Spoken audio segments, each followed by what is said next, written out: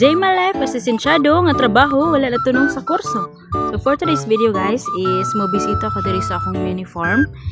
Yeah, mini farm sa atubangan sa mong house. So ako mini farm diri guys is kuan siya. Multiple cropping. So ipakita na ko gani unya nganong naka multiple siya. Awa guys. Oh, balanghoy with batong, with saging, with rambutan, with the gabi and the avocado. Yeah.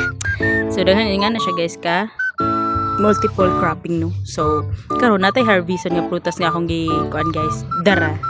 So which is the watermelon. So grafted again guys, grafted with the vine sa batong.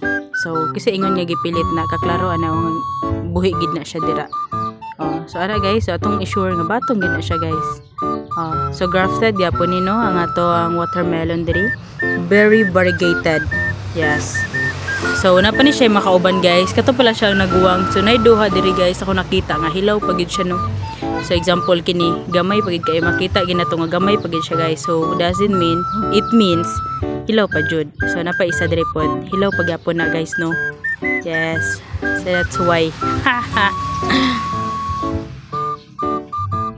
Karon yun na to guys, hilaw pag na siya. So kato pag ang atong ma-harvest no ang duol sa punuan. So nagdala ako gunting diri para ma-harvest na nato ang atong watermelon.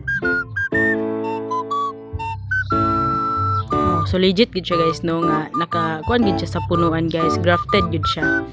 So nga na no, so naani siya sa mga 2 kilos na siya guys. So bugat-bugat gid siya no. So ablihan nato hinog na bagyod. So hinog kaayo atong watermelon guys no. Basta ato lang ding ikinabuhi atong natun-an sa college guys. Makaingani gud mo. Makatuon mo kabuang. Mia eh.